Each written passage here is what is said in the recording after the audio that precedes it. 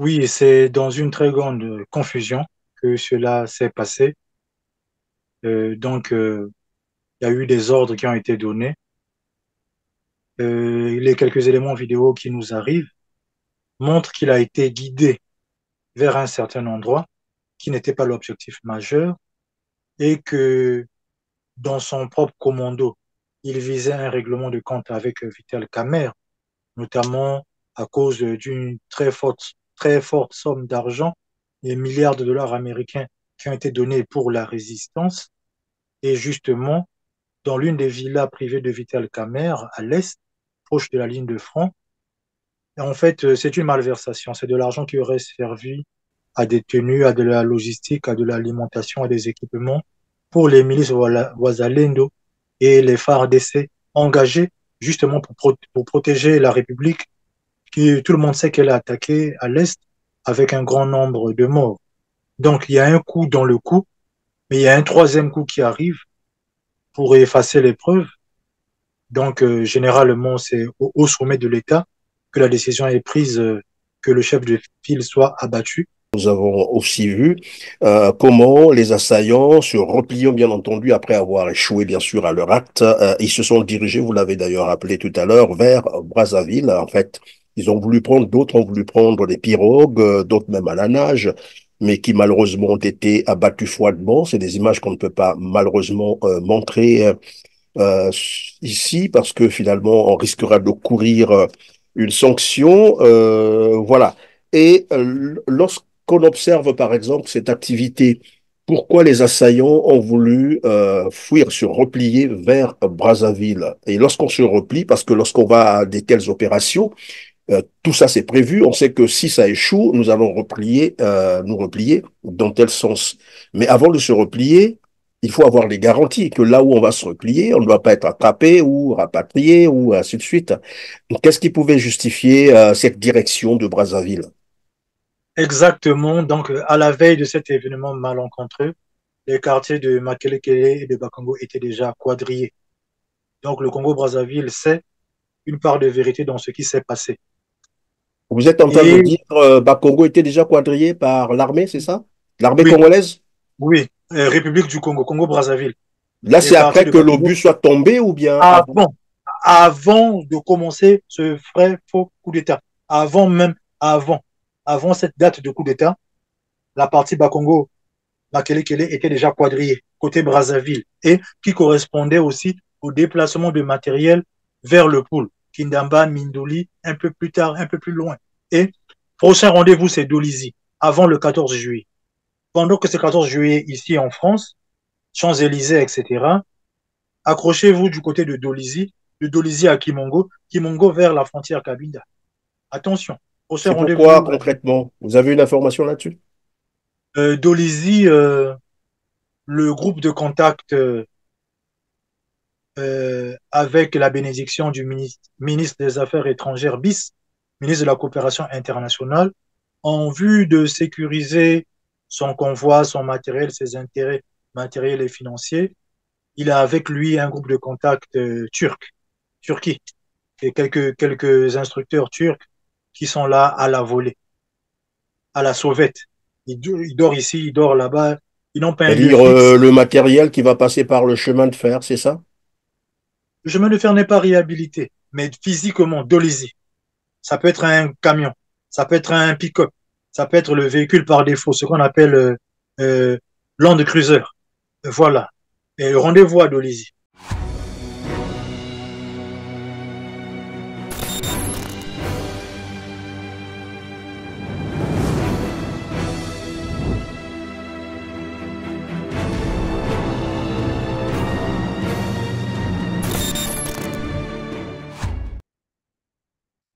Mesdames, Messieurs, bonjour, ravi de vous retrouver sur R7 et bienvenue dans ce tout autre numéro de décryptage sur l'assaut du 19 mai 2024 au Palais de la Nation à Kinshasa, en République démocratique du Congo. On parle officiellement d'un coup d'État manqué. Cependant, le modus operandi interroge.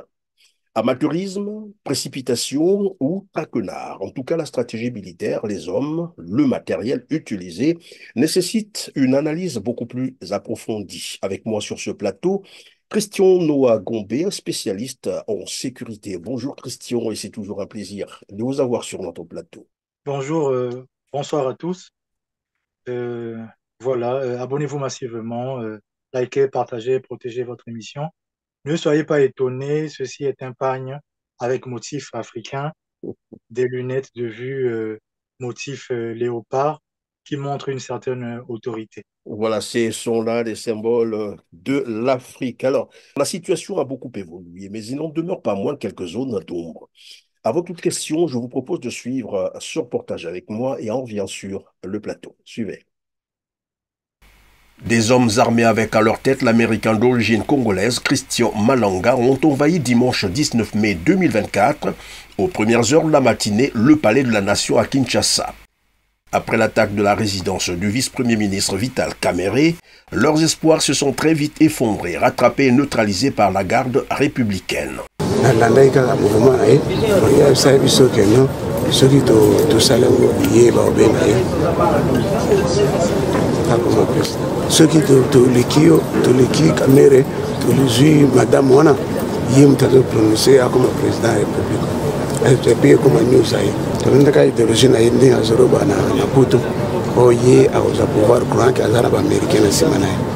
Christian Malonga et quelques-uns de ses compagnons ont été neutralisés, d'autres arrêtés.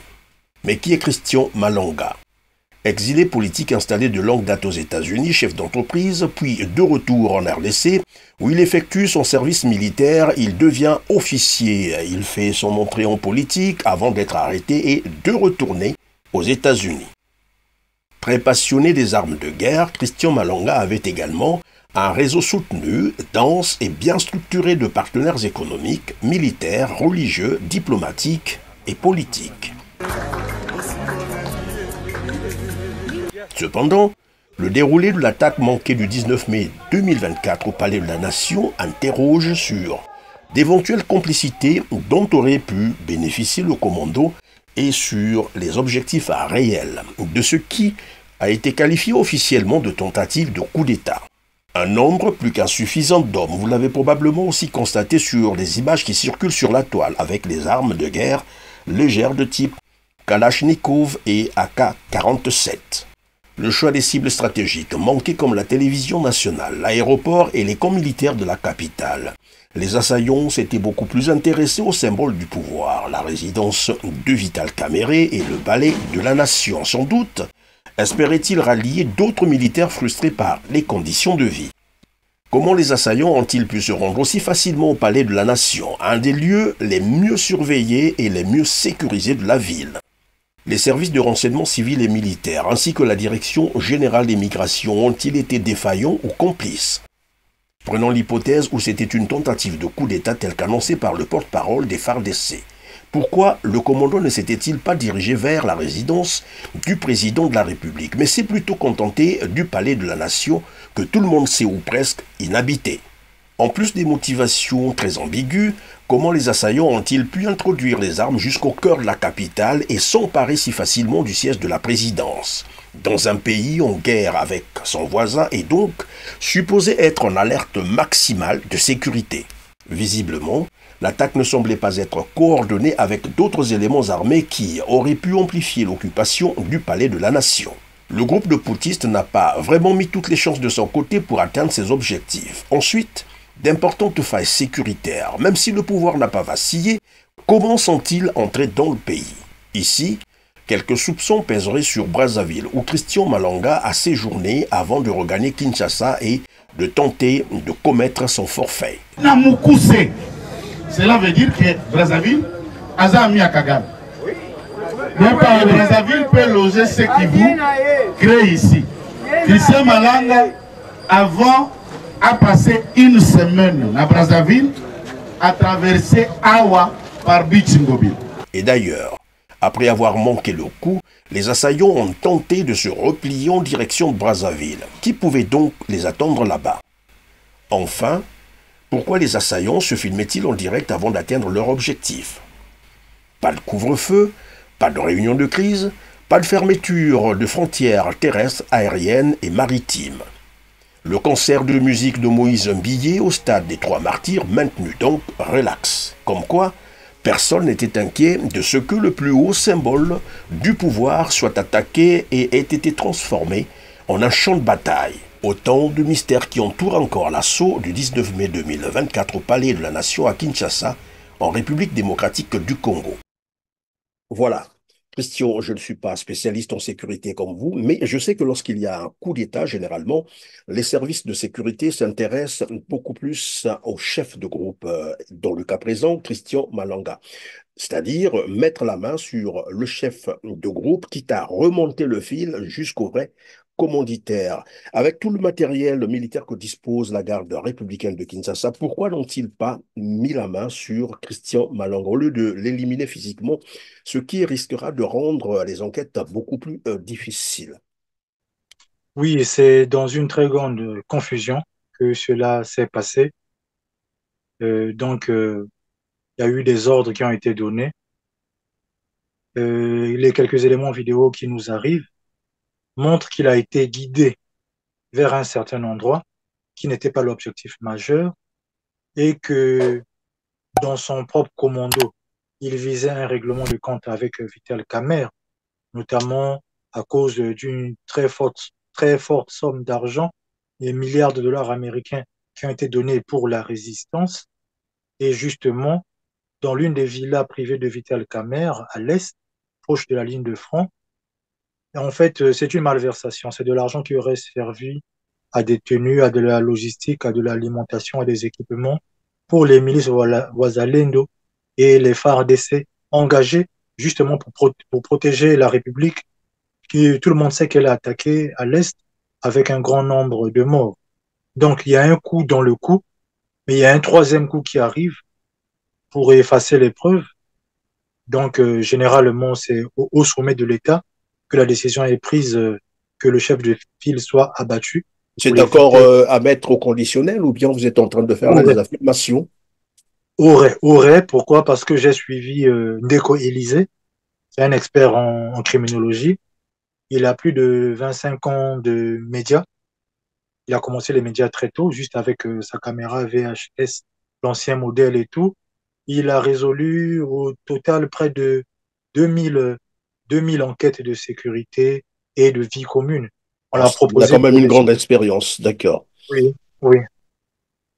Alors, dernièrement, je vous posais donc la question de savoir qui pouvait être derrière ce coup d'État. Il y a désormais quelques indices, mais cela, je pense, ne suffit pas pour affirmer évidemment des choses, qu'il y a eu des puissances étrangères à la manœuvre, bien entendu. Je vais donc proposer à nos téléspectateurs de suivre un autre élément. Il s'agit bien de la déclaration du coordonnateur et recruteur du mouvement Zahir après la tentative du coup d'État. Suivez. nalandaki kaka mouvement na ye olingi abisala biso ke non soki tosala ngo yeba obenga ye akoma président soki toleki Kamerhe tolizwi madame wana ye moto azoprononce akoma président ya république epi ekoma news aye tolendaka idéologie na ye ndenge azoloba na poto oyo ye akozwa pouvoir courant ke aza na baaméricain na nsima na ye. Voilà, Christian Noah Gombe, une déclaration tenue, on peut le dire, par la force, puisqu'il est devant les armes. Et puis, ce qu'il faut aussi retenir, c'est qu'à ce moment-là, sa vie ne tenait qu'à un bout de fil. Dans tous les cas, quelle analyse faites-vous de cette déclaration? Est-ce que vous validez cette version qu'il y aurait une puissance étrangère derrière, notamment les États-Unis, d'autant plus qu'on nous parle aussi de l'arrestation de 3 Américains qui faisaient partie de ce groupe d'assaillants? Oui, la responsabilité d'une puissance, une ou plusieurs puissances étrangères, oui. En commençant par le Congo-Brazzaville, qui a été arrière-base, base logistique. Au moment de se replier, ils étaient à Selembao, donc après Montfleury, Selembao. C'est un quartier qui est bordé et qui donne face à face avec Brazzaville. Et il y a des grottes, il y a des aménagements urbains qui permettent de rester cachés sous la dalle le temps qu'un véhicule, dans un canot rapide, un bateau, un mini-bateau, quelque chose de nautique, même si c'est un aéroglisseur, arrive pour les sortir de là de se replier initialement vers Brazzaville et de Brazzaville vers l'étranger. Cela est prouvé encore par les enquêtes de France 24 qui a demandé de relire le listing sur 14 jours des différentes compagnies aériennes, notamment Kenya Airways. Kenya Airways est dans le groupe SkyTeam avec Air France. Ethiopian Airlines est dans le groupe Star Alliance avec des compagnies comme Lufthansa. Donc, à la demande, si c'est une enquête internationale, on ressort la feuille de route passager, on va tracer une ligne, lesquelles ont fait un seul mouvement à partir de Nairobi, Addis Abeba, vers Brazzaville, lesquelles ont fait minimum 2 mouvements. Après, on va demander une notice ronde. J'explique pour les téléspectateurs qui ne savent pas. Ronde donc de 6 heures à 12 heures. Le téléphone sonne, j'aurais besoin d'une notice ronde 6 heures à 12 heures. 6 heures, c'est ce matin 6 heures. 12 heures, c'est pas 12 heures de midi, c'est 12 heures du soir. C'est minuit jusqu'à 6 heures. Et de 12 heures là, on repart encore en arrière. On va repartir en arrière par tranche de 6 heures, relire le listing des différentes compagnies aériennes qui ont atterri, si un ou deux noms correspondent à ceux qui ont été attrapés dans ce commando, dans ce forfait.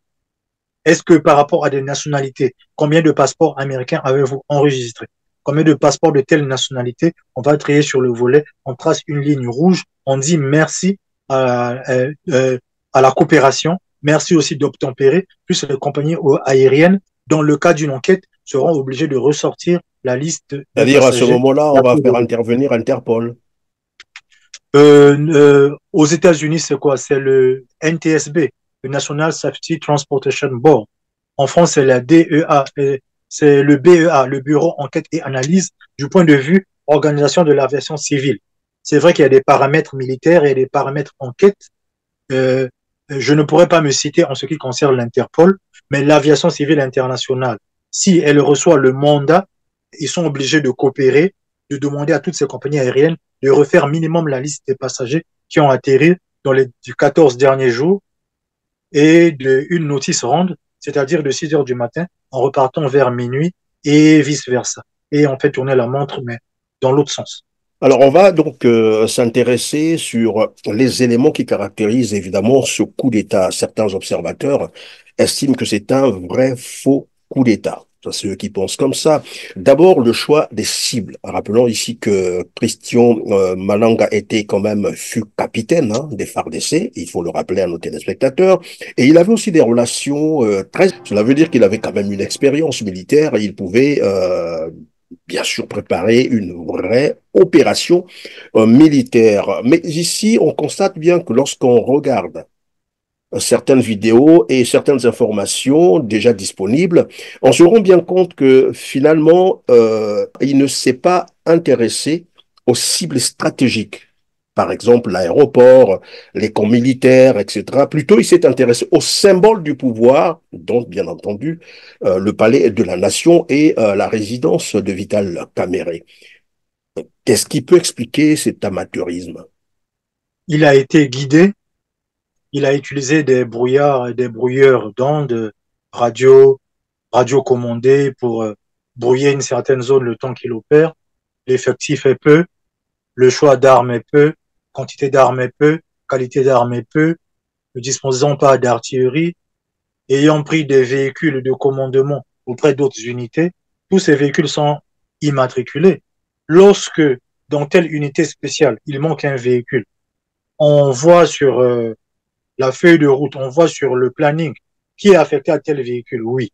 On trouve qu'il est décédé, qu'il a été tué devant la porte. Donc, vous avez tué tel ou tel binôme affecté à tel véhicule et le véhicule n'est pas sur place. On lance un avis de recherche le plus simple, basé rien que sur l'immatriculation du véhicule. Le bouche à oreille, la machine ne remplacera jamais le bouche à oreille. La population dira que oui, on a vu des gens qu'on ne maîtrise pas, qui ont pris le véhicule qui appartient à telle brigade, à tel corps spécialisé, en direction d'eux. Au moins en direction d'eux. On trace une ligne et on fait maintenant sous forme de 100 mètres, 100 mètres, 100 mètres, 100 mètres, 1 kilomètre. On met un point, 100 mètres, 100 mètres, 2 kilomètres. Et dans la direction, on ne se trompe pas. Et c'est un de ces véhicules, dans le cas de figure, des véhicules qui ont été ravés à des unités spécialisées, ont été retrouvés sur le lieu là où ils ont été téléguidés, de se rendre à ce lieu. Oui, mais Le palais. lorsque vous dites que là où il a été téléguidé, qui l'aurait téléguidé concrètement, selon vous? Il recevait des instructions au téléphone, un téléphone crypté Turaya, téléphone satellitaire, et le brouilleur d'onde. Les brouilleurs d'onde sont matriculés. Pourquoi on immatricule les brouilleurs d'onde? le, le dispositif homme mort, le dispositif travailleur isolé. Voilà. Donc, si celui qui tient le brouilleur d'onde est touché, la verticalité, dès que la personne tombe, le brouilleur d'onde reste à l'horizontale. Au bout de 5 minutes sans réagir, il va borner, il sonne en indiquant le lieu, la place, la dernière position. Ça, c'est un niveau 1. C'est un niveau 2, Alors, par exemple. si je vous ai bien compris, Christian Onoagombe, ça veut dire que, parce que là aussi on apprend que finalement il est arrivé à Kinshasa, il y est resté longtemps. Cela veut dire que, puisqu'il a aussi des activités là-bas à Kinshasa, est-ce qu'il était en séjour normal et que pendant ce séjour, finalement, les gens l'ont rapproché pour lui proposer tout autre chose, c'est-à-dire ce forfait. Et que en réalité, lui n'est pas arrivé à Kinshasa avec cette idée, bien sûr, d'aller commettre ce forfait. La réponse est non. S'il était en séjour normal, oui, ayant atterri par l'aéroport avec son passeport américain, etc. Mais on connaît ses activités. Déclarer un gouvernement en exil, vous affrontez en fait l'autorité de l'État. Vous affrontez l'autorité de l'État depuis l'extérieur, mais une fois à l'intérieur, surveillez-moi cette personne. C'est la chose la plus basique, c'est la chose la plus simple. S'il se sent serré, il va pas opérer. On lui laisse une certaine latitude. Et quand je parle de latitude, il peut sortir, manger, tourner un peu dans la ville, mais il est pisté. Oui, Le mais c'est la téléphone question n'a qu'il pas faut se été. poser, d'autant plus qu'il a déjà déclaré un gouvernement à l'exil. Ça veut dire que en rentrant chez lui, c'est-à-dire à Kinshasa, il était passible de poursuite ou d'une Pas arrestation. aussitôt. Pas aussitôt. La théorie de la bouse de vache, créée par Shaka Zulu, empereur Zulu, fils du ciel et des étoiles. Lorsque une personne paraît être votre ennemi, toi qui ne te sens plus en confiance, viens dormir à côté de lui. Hein, là, j'ai traduit ce proverbe-là. C'est-à-dire que Nazana Bango Mayele, donc laisse-les venir. C'est cette théorie-là. Oui, mais s'il est arrivé à Il a Kinshasa séjourné à avec Brazzaville sans à problème. l'idée de faire un coup d'État, je pense qu'il se serait bien préparé. J'ai dit tout à l'heure, et j'ai rappelé que c'est quand même un capitaine, hein. Ce fut un capitaine des FARC, donc quelqu'un qui avait d'ailleurs aussi la passion des armes, on l'a vu dans certaines vidéos, comment il allait s'entraîner, il entraînait ses gars. Comment se Mhm. fait-il que là, lorsqu'on regarde le matériel qu'il a utilisé, on retrouve quoi concrètement? Ce sont les Kalachnikov ou les AK-47, il n'y a pas d'armes vraiment lourdes. Mais c'est un capitaine sans franchissement. Si on fouille bien, il avait des problèmes de santé. Gros cœur, gros foie, etc. Il est capitaine, mais le franchissement, c'est d'accepter, une fois dans l'année, de repasser au champ de tir. Tir cible mobile, cible fixe, parcours du combattant, le cardio, le CIGICOP, sérologie, immunologie, bactériologie, KOP, examen des urines, examen des selles. C'est-à-dire que en séjournant à Brazzaville, il ne fait que laisser des traces de ses déplacements, de ses activités. En dehors de ce qu'il a proclamé un gouvernement en exil, notamment à Bruxelles, il est sacré de l'ordre de Pierre et Paul, Saint-Pierre et Saint-Paul du Vatican, et il a assisté, participé à un forum d'armement en Tchécoslovaquie, en Yougoslavie. L'achat de quelconque matériel à la sortie d'un tel forum est soumise à la présentation de votre pièce d'identité. Le passeport américain comme le passeport européen, les pièces nationales d'identité, ont le MRZ. Donc la pièce d'identité a une carte à puce, mais elle doit être badgée aussi comme un paiement sans contact. Il y a des filaments de cuivre, il y a le circuit intégré de la carte à puce. Vous achetez une seule cartouche en sortant d'un forum, c'est considéré comme de la balistique. On remonte envers un passeport africain, excusez-moi, un passeport américain qui a acheté une vingtaine de cartouches sorties d'un forum, par exemple Belgrade. Tout ça est tracé. Et Un, le deux, drone trois. qu'on a vu, le drone militaire qu'on a vu, ça aussi on peut acheter facilement, c'est ça? Le drone en achète boutique en ligne. Je ne suis pas permis de dire le nom. Voilà, boutique en ligne sur Internet. Voilà. Ok, merci. Alors, dans certaines vidéos qui circulent encore sur la toile, on sent bien de l'émotion. Il expirait, c'est comme s'il était un peu soit surpris ou pris par l'émotion. On va suivre cette vidéo et puis on revient sur le plateau. Tozo Bunda, Tozo a parlé de la nation Sikoya.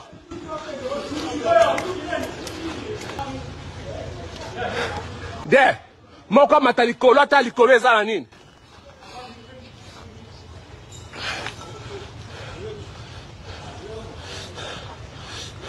Zaïre, bana Zaïre.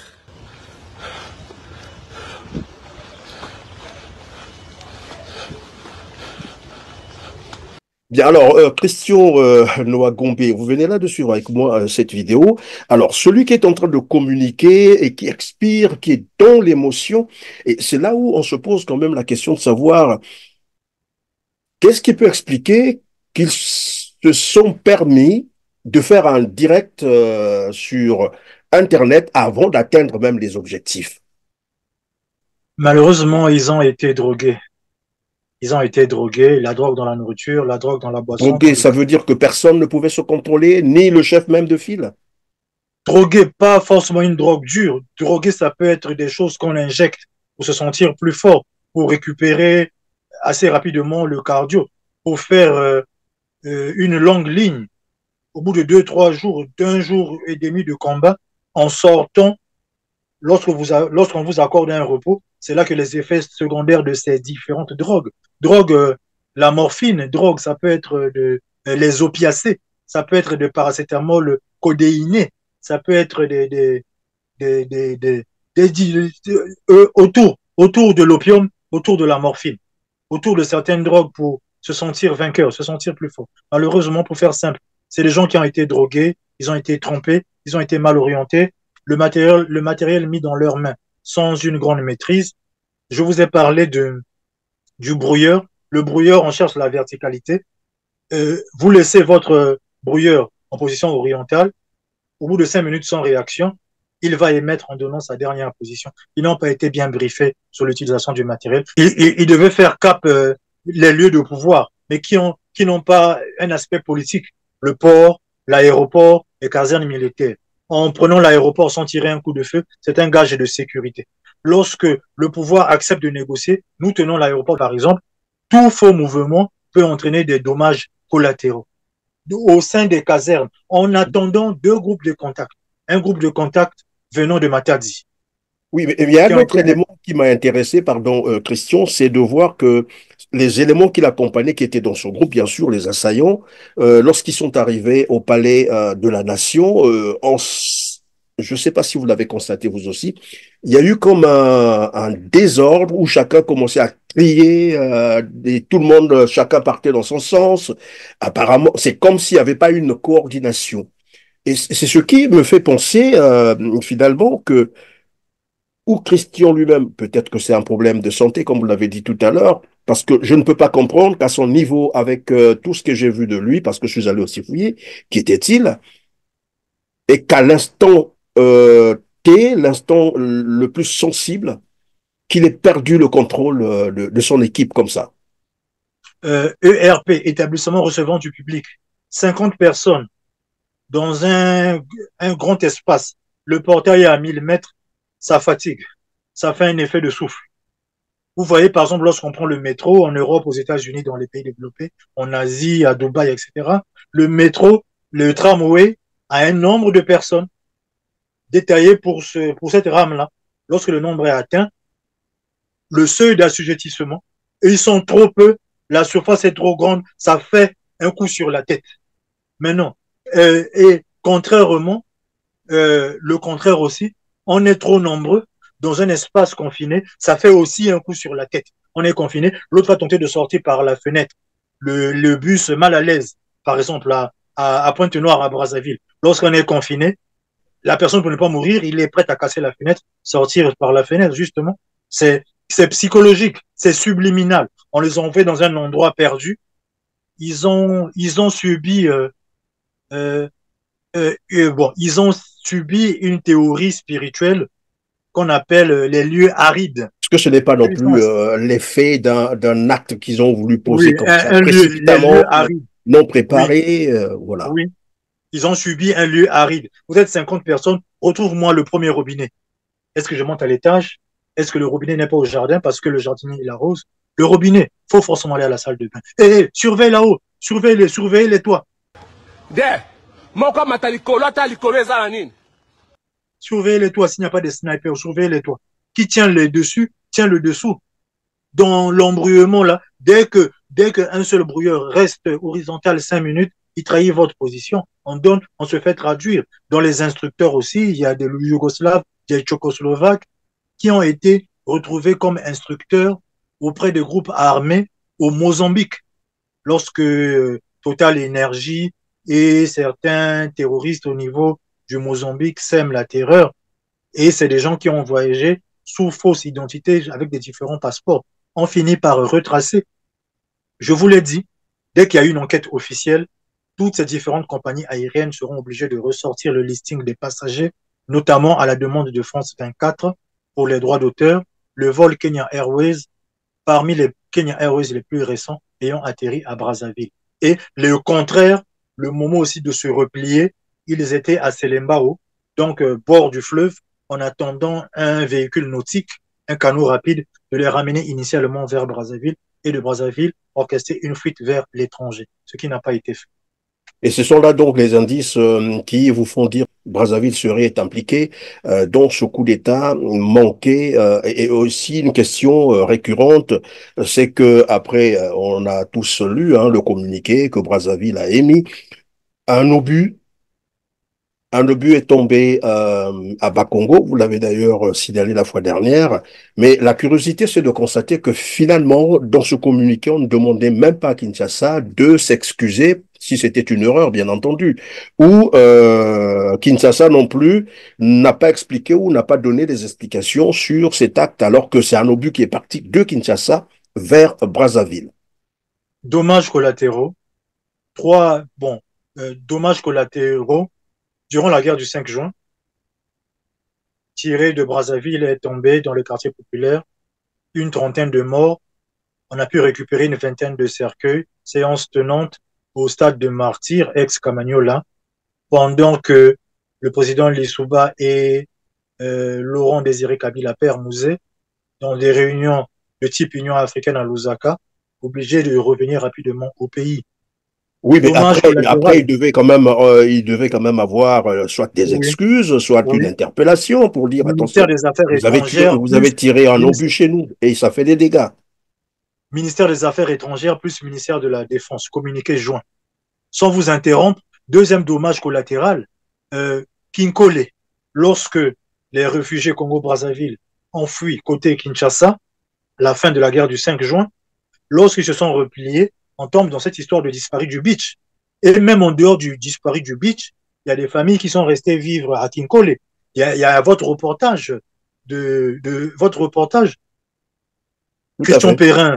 Oui, oui, vous avez fait le reportage que des familles qui sont restées vivre là et subissent des assauts, subissent des menaces des espions du Congo-Brazzaville de continuer à traquer des gens qui n'ont même pas à manger. Dommage collatéral, là c'est numéro 2. Aujourd'hui, serait déjà un troisième dommage collatéral avéré. Ça c'est concret. Maintenant reste la continuité, communiqué joint ministère de la Défense et des Affaires étrangères côté Congo-Brazzaville et côté Congo-Kinshasa. Pourquoi ne pas convoquer l'ambassadeur pour s'expliquer? Donc, c'est un peu trop tôt. Laissons un peu la suite. Comment est-ce que du point de vue diplomatique, ou bien dans la catégorie des dommages collatéraux, entre les deux Congos, et est-ce que des notices de sécurité ont été émises? US Embassy Brazzaville, US Embassy Kinshasa, ambassade de France Brazzaville, ambassade de France Kinshasa, etc. Nous avons aussi vu comment les assaillants, se repliant bien entendu après avoir échoué bien sûr à leur acte, ils se sont dirigés, vous l'avez d'ailleurs rappelé tout à l'heure, vers Brazzaville. En fait, d'autres ont voulu prendre des pirogues, d'autres même à la nage, mais qui malheureusement ont été abattus froidement. C'est des images qu'on ne peut pas malheureusement montrer ici parce que finalement on risquera de courir une sanction. Voilà. Et lorsqu'on observe, par exemple, cette activité, pourquoi les assaillants ont voulu fuir, se replier vers Brazzaville? Et lorsqu'on se replie, parce que lorsqu'on va à des telles opérations, tout ça c'est prévu, on sait que si ça échoue, nous allons nous replier dans tel sens. Mais avant de se replier, il faut avoir les garanties que là où on va se replier, on ne va pas être attrapé ou rapatrié ou ainsi de suite. Qu'est-ce qui pouvait justifier cette direction de Brazzaville? Exactement. Donc, à la veille de cet événement malencontreux, les quartiers de Makelekele et de Bakongo étaient déjà quadrillés. Donc, le Congo-Brazzaville sait une part de vérité dans ce qui s'est passé. Vous êtes en train de Et dire Bakongo était déjà quadrillé par l'armée, c'est ça? L'armée oui, congolaise? oui, République du Congo, Congo-Brazzaville. Là, Les c'est quartiers après de que Bakongo, l'obus soit tombé ou bien avant? avant, avant de commencer ce vrai faux coup d'État, avant même, avant, avant cette date de coup d'État, la partie Bakongo, Makelekele était déjà quadrillée, côté Brazzaville, et qui correspondait aussi au déplacement de matériel vers le pôle, Kindamba, Mindoli, un peu plus tard, un peu plus loin. Et prochain rendez-vous, c'est Dolisie, avant le 14 juillet. Pendant que c'est 14 juillet ici en France, Champs-Élysées, etc., accrochez-vous du côté de Dolisie à Kimongo, Kimongo vers la frontière Kabinda. Attention, prochain C'est pourquoi rendez-vous, concrètement? Vous avez une information là-dessus? Dolisie, le groupe de contact avec la bénédiction du ministre des Affaires étrangères BIS, ministre de la Coopération internationale, en vue de sécuriser son convoi, son matériel, ses intérêts matériels et financiers. Il a avec lui un groupe de contact Turquie, et quelques instructeurs turcs qui sont là à la volée, à la sauvette. Ils dorment ici, ils dorment là-bas, ils n'ont pas un lieu C'est-à-dire fixe. le matériel qui va passer par le chemin de fer, c'est ça? Le chemin de fer n'est pas réhabilité, mais physiquement, Dolisie. Ça peut être un camion, ça peut être un pick-up, ça peut être le véhicule par défaut, ce qu'on appelle euh, Land Cruiser. Voilà. Et rendez-vous à Dolisie, avant le 14 juillet. Voilà, de toute façon, les Congolais sont informés. Alors, d'autres indices, bien sûr, qui nécessitent une attention particulière, et probablement qu'on va déjà vers la fin de cette émission, c'est de constater que finalement, malgré ce coup d'État, il n'y a pas eu de couvre-feu, pas de réunion de crise, pas de fermeture des frontières terrestres, aérienne ou maritime du pays. Et certaines personnalités politiques, curieusement, sont même allées assister à un concert de musique au stade des Martyrs. Que vous inspirent tous ces éléments regroupés, un pouvoir qui est menacé, mais curieusement, voilà, les frontières sont Oui, oui, libres. oui. Il a appliqué d'un côté l'art de la guerre, d'un côté le prince de Machiavel, il a croisé les deux livres. Si il fait une réunion monstre, tout le monde est au courant, il met la peur sur la peur. S'il fait le genre de couvre-feu, le moment d'installer le couvre-feu, c'est un moment précis là où certains membres du commando qui n'ont pas encore été attrapés vont calculer le déplacement des militaires, le moment qu'ils prennent position, c'est le seul moment de sortir et de fuir. Oui, mais les S'ils frontières, ferment au les... moins, les frontières devraient être Non fermées parce plus, que finalement, non plus, les non assaillants, plus. comme on l'a vu d'ailleurs, ont commencé à quitter Oui, oui, Kinshasa. oui. Mais le lendemain, lui, il fait exprès de ne pas fermer les frontières. S'il ferme les frontières, les gens vont se méfier. Il ne ferme pas. Ça ne veut pas dire qu'il ne surveille pas. Il ne ferme pas. C'est pour laisser les mouvements entre Brazzaville et Kinshasa. Les gens eux-mêmes viendront se coller là dans la paille. Ils vont récupérer. Il y a eu réunion, oui, mais pas de réunion médiatisée. Il y a eu réunion, oui, avec les généraux, avec certaines forces spéciales, avec ceux qui ont le pouvoir de décision, personne, personne garant et portant l'autorité publique. Oui, il y a eu réunion, mais pas médiatisée. Et s'il ferme les frontières maintenant, côté de Brazzaville, le téléphone va sonner, ministre des Affaires étrangères, Jean-Claude Gakoso, qui était déjà venu demander pardon, de revenir demander pardon, alors qu'il n'y a même pas 15 jours, lui-même il était à Oyo, alors qu'il y a eu cette passe d'armes-là. Euh, et si on échangeait les rôles? Et Et si tu si devenais on mon vassal? échangeait le rôle? Alors enfin, Voilà. Et si tu devenais mon vassal? Donc, c'est toi qui te feras attaquer avant moi, ou bien toi, tu m'attaques et moi, je t'attaque. Il y a cette valse-là, malheureusement, entre les deux Congos, les deux capitales administratives les plus rapprochées du monde. J'adresse mes félicitations au président de la République, Félix-Antoine Tshisekedi, pour sa maturité cette fois-ci, d'avoir collé deux livres. D'un côté, l'art de la guerre de Sun Tzu, de l'autre côté, le prince de Machiavel. Le prince de Machiavel, les Médicis en Italie, ils se sont préparés 30 ans pour aller renverser un autre pouvoir, ce qui correspond à notre histoire. Fin de la guerre du 5 juin, 30 octobre 97, nous approchons 30 octobre 2027, il faudra se décider. Ce sera là la maturité écrite dans Merci, les livres. merci beaucoup, Christian Noah Gombe. La toute dernière question. Et si jamais le coup d'État avait réussi, que se serait-il passé concrètement? Ça s'appelle une décapitation du pouvoir. Les ambassades représentées seraient déjà dans un chaos, le peuple dans un chaos. Une telle décapitation doit impliquer le voisin immédiat Congo-Brazzaville. Le Congo-Brazzaville devait engager des troupes, une task force, une force On aurait jointe assisté à un embrasement de la sous-région, je pense. déjà entre les deux Congos, ce serait déjà incertain et ça devait euh, mettre en alerte le groupe de contact venant de Matadi, Matadi vers Cabinda, Cabinda vers l'Angola. L'autre groupe de contact côté Congo-Brazzaville venant de Dolisie, c'est d'encercler le Congo central. Donc je prends les plateaux Bateke, Kinshasa, jusqu'à Pointe-Noire. 1, 2, 3. 1, 2, 3. Plateau Bateke, Brazzaville et Kinshasa, jusque Pointe-Noire et le Cabinda, le littoral en arrière. Cette zone serait incertaine et le risque est trop grand parce que des puissances comme États-Unis et la France devaient aussi faire des forces jointes, anti-forces jointes, task force, anti-task force, parce qu'ils ne maîtrisent pas et ils ne veulent pas perdre les intérêts financiers, miniers, gaziers, pétroliers et le flou dans les relations diplomatiques. Attention de déployer l'équipe 6, les Navy Seals et les mentions honorables, les Marchoc. Oui, mais c'est Et Chirac qui disait, c'est pendant la guerre que les affaires marchent très bien. J'imagine un peu, s'il y a cet embrasement, ben, les puissances étrangères vont bien profiter de piller correctement les ressources au niveau de l'Afrique centrale, si ce n'est en RDC.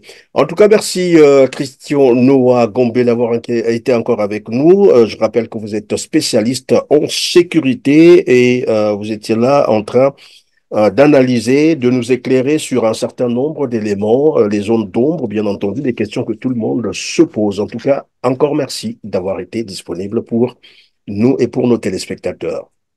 ok, merci à vous. Je vous en prie. Mesdames, Messieurs, c'est la fin de cette émission. Merci de nous avoir encore consacré à votre temps si précieux, de nous avoir suivis. Mais n'oubliez pas de cliquer sur le petit pouce en l'air juste en bas de cette vidéo après avoir massivement partagé cette émission. Ce sont des gestes très importants pour nous et nécessaires pour nous aider évidemment à continuer à faire notre activité médiatique. N'oubliez jamais de le faire. Et dites-nous également en commentaire ce que vous pensez de cette émission. Sur ce, on se dit au revoir et à très bientôt. Merci.